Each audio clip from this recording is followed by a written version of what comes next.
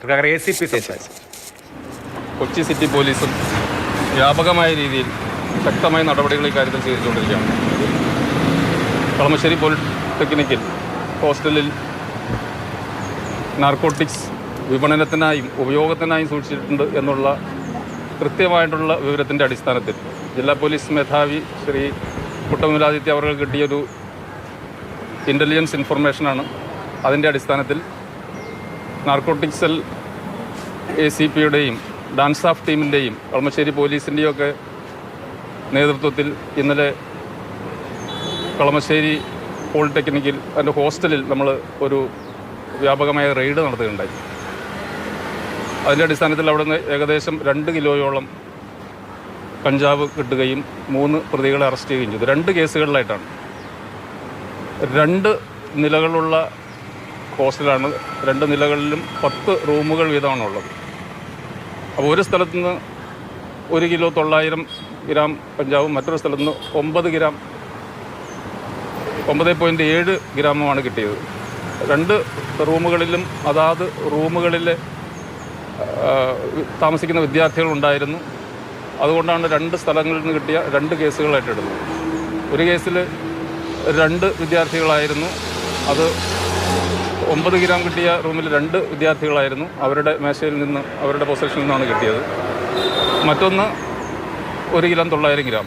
അങ്ങനെ 2 കേസുകളാണ് നമ്മൾ ഇന്നലെ നടത്തിയ മുന്നൊരുക്കങ്ങളൊക്കെ നടത്തി. നമ്മൾ വളരെ കൃത്യമായി മുന്നൊരുക്കങ്ങൾ നടത്തി ഇൻ്റലിജൻസ് ഇൻഫർമേഷൻ കളക്ട് ചെയ്തതിന് ശേഷമാണ് അവിടെ കൃത്യമായ നിയമങ്ങൾ പാലിച്ചുകൊണ്ട് വിദ്യാർത്ഥികൾക്ക് താമസിക്കുന്നവർക്ക് യാതൊരു തരത്തിലുള്ള അലോസരവും ഉണ്ടാക്കാതെ മേലധികാരികളുടെ പോളിടെക്നിക് മേലധികാരികളുടെ രേഖാമൂലമുള്ള അനുമതിയും വാങ്ങിയതിന് ശേഷമാണ് അവിടെ നമ്മൾ അന്വേഷണം നടത്തിയതും ഈ കേസുകളിൽ. നിലവിൽ പിടികൂടിയിരിക്കുന്ന ആളുകൾ ഈ കഞ്ചാവ് കച്ചവടം ചെയ്യാനായിട്ട് തന്നെ അത് ശേഖരിച്ചതാണോ, അത് വിദ്യാർത്ഥികൾക്കിടയിലായിരുന്നു കച്ചവടം ചെയ്തുകൊണ്ടിരുന്നത്? എങ്ങനെയാണ് ആ വിവരങ്ങൾ? വിദ്യാർത്ഥികൾക്കിടയിൽ ആണ് എന്ന് വേണം മനസ്സിലാക്കാൻ. കാരണം അത് കോളേജിൻ്റെ സ്ഥാപനത്തിൻ്റെ ഹോസ്റ്റലാണ്. അവിടെ കൂടുതൽ വിദ്യാർത്ഥികൾ താമസിക്കുകയും അവിടെ പഠിക്കുകയും ചെയ്യുന്നതാണ്.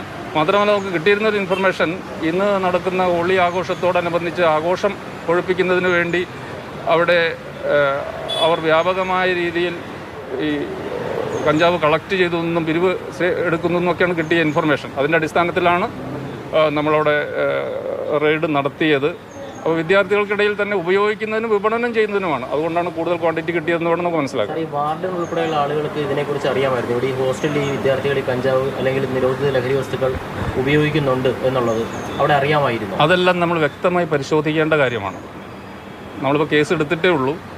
ഇപ്പോൾ ക്യാമ്പസിനകത്തും പുറത്തുനിന്നുള്ളവരുടെയും എല്ലാ സാന്നിധ്യം ഉണ്ട് എന്നുള്ള വിവരം നമുക്ക് കിട്ടിയിട്ടുണ്ട്. നമുക്ക് ഈ വിശദമായ ഒരു അന്വേഷണം നടത്തിയാലാണ് മറ്റുള്ളവരുടെ പങ്ക്, അല്ലെങ്കിൽ നമ്മളിപ്പോൾ ജാമ്യം കൊടുത്തു വിട്ടവർക്കോ മറ്റുള്ളവർക്കോ ഈ പ്രധാനപ്പെട്ട കേസിൽ ഏതെങ്കിലും തരത്തിലുള്ള പങ്കുണ്ടെങ്കിൽ അവരെ കൂടി നമ്മൾ ആ കേസിലേക്ക് ഉൾപ്പെടുത്തും.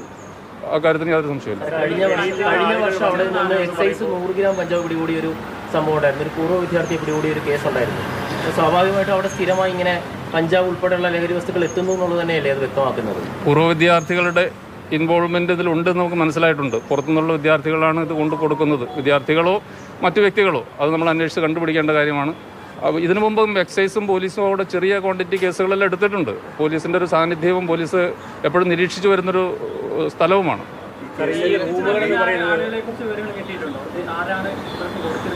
ഏകദേശം ചില സൂചനകളുണ്ട്. അത് നമ്മൾ കൃത്യമായി അത് മനസ്സിലാക്കിയാലേ നമുക്കത് പറയാൻ പറ്റുള്ളൂ. സൂചന നൽകുന്നു. അപ്പോൾ ഈ അത്തരത്തിലുള്ള ഒരു ഇടപെടൽ ഉണ്ടാകാൻ സാധ്യതയില്ല. ഇപ്പോൾ 2 കിലോ അടുത്ത് പിടിച്ച റൂമിൽ 2 വിദ്യാർത്ഥികളുള്ളത്. ഒരു വിദ്യാർത്ഥി ആ സമയത്ത് പുറത്തായിരുന്നു.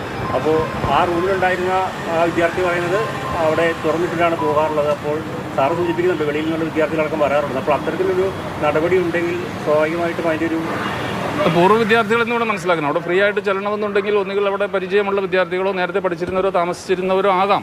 അത് നമ്മൾ വ്യക്തമായി പരിശോധിച്ചാലേ ആ കാര്യം പറയാൻ പറ്റുള്ളൂ. പുറത്തുനിന്നുള്ളവരുടെ സാന്നിധ്യമുണ്ട് എന്നുള്ള കാര്യത്തിൽ നമുക്ക് വ്യക്തമായ തെളിവുകൾ കിട്ടിയിട്ടുണ്ട്. അല്ല, അതുകൊണ്ട് സാർ ചോദിച്ചത്, അപ്പോൾ ഒരു പക്ഷേ അങ്ങനെയാണെങ്കിൽ ഇവർ അതിൻ്റെ ഒരു ഇരകളാക്കപ്പെടാനുള്ള സാധ്യതയില്ല. കാരണം അങ്ങനെയുള്ളവർ വന്ന് കടന്നുകൂടുകയും ഈ റൂമുകളിൽ കയറുകയും വിൽപ്പനയ്ക്കുള്ള സാധ്യതകളുണ്ടെങ്കിൽ ഈ വിദ്യാർത്ഥികൾ ഒരുപക്ഷെ അവരുടെ പോക്കറ്റിൽ നിന്നല്ല, ആ റൂമിൽ നിന്നല്ല നമ്മൾ പിടിച്ചെടുക്കുന്നത്. റൂമുകളിൽ താമസിക്കുന്നവരുടെ അറിവോ സമ്മതമോ ഇല്ലാതെ മറ്റാർക്കും അവിടെ വരാൻ സാധ്യതയില്ല. അപ്പോൾ അതുകൊണ്ട് അവിടെ താമസിക്കുന്നവർക്ക് അവർ ഇരകളാക്കപ്പെട്ടു എന്ന് പറയുന്നതിൽ അർത്ഥമില്ല.